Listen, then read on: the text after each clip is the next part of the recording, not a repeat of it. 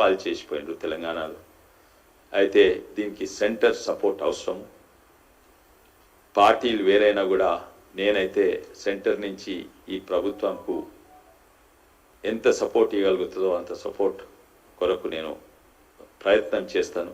ఎందుకంటే రాజకీయాలు పక్కకు పెడితే ఈ ప్రభుత్వం మంచిగా, తెలంగాణ ప్రభుత్వం మంచిగా పని చేయకుంటే రేపు జీతాలు లేటుకొస్తావు, పథకాలు అమలు కావు, పెన్షన్లు రావు, ఇవన్నీ కూడా రావు, ప్రజలకు ఇబ్బంది.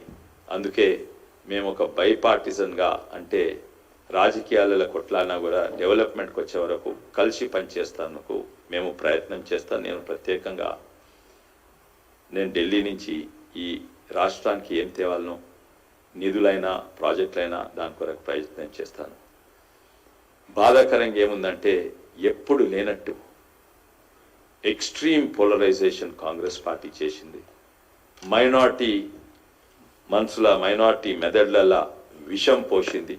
ఏంటంటే బీజేపీ వస్తే మిమ్మల్ని సెకండ్ క్లాస్ సిటిజన్గా చూస్తుంది బీజేపీ వస్తే సిఏ ఇంకా ఎన్ఆర్సీ తెచ్చి మిమ్మల్ని దేశం బయటికి వెళ్ళగొడుతుంది, మిమ్మల్ని ఒత్తిడి పెడుతుంది,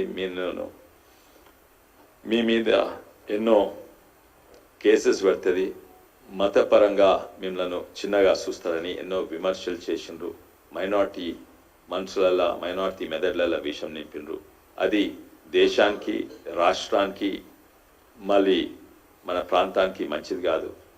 ఉల్టా మా మీద విమర్శలు ఏంటంటే మేము మతతత్వ పార్టీ అని, మేము హిందుత్వ పార్టీ, అంటే నేషన్ ఫస్ట్ పార్టీ, ఏది చేసినా దేశానికి కొరకు చేస్తాం.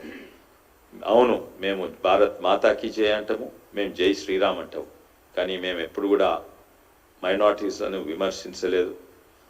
పార్టీ పరంగా ఏ పథకం కూడా ఒక మతానికి కొరకే కాక అందరికీ, భారతీయులందరి కొరకని మేము ముందుకు పోయేది సబ్కే సాత్ సబ్కే వికాస్ అని.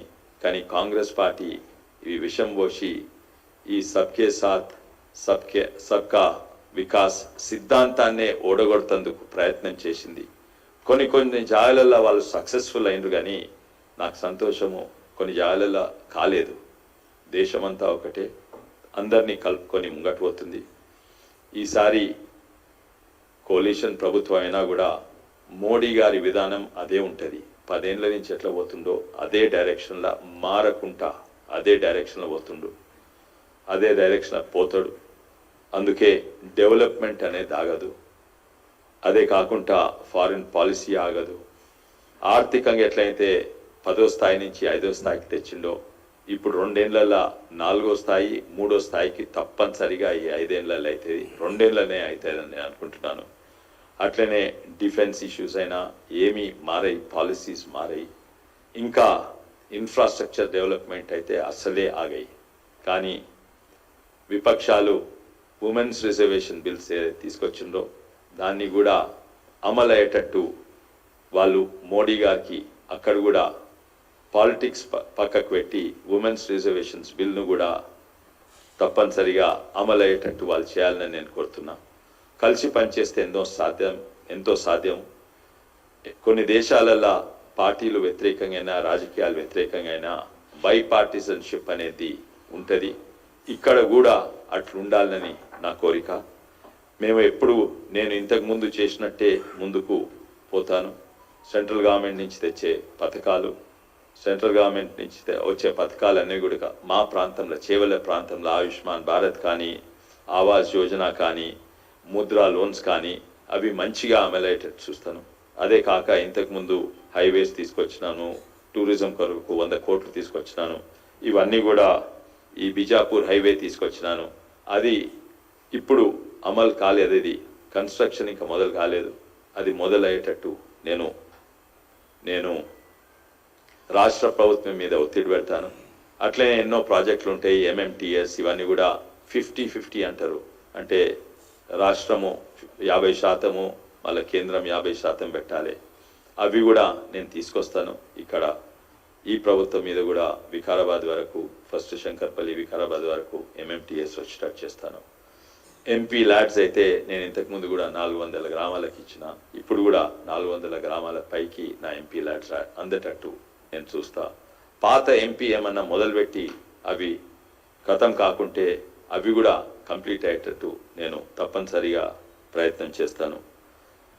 ఇది గెలుపు నిజంగానే అందరూ కలిసి పనిచేసినట్టు ఒక సుబూత్.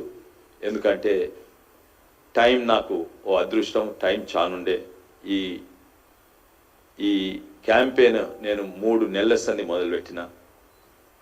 అక్కడ 400 టీంలతోటి క్రికెట్ టోర్నమెంట్ అయినా, లేకుంటే భజన ప్రోగ్రామ్స్ అయినా, వాలీబాల్ టోర్నమెంట్స్ అయినా, ఇవన్నీ కూడా చాలా లాభమైనది.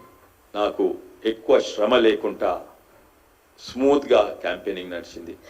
అండ్ లాస్ట్ వరకు వచ్చే వరకు ఆపోజిషన్ చేతులు ఎత్తేసినట్టు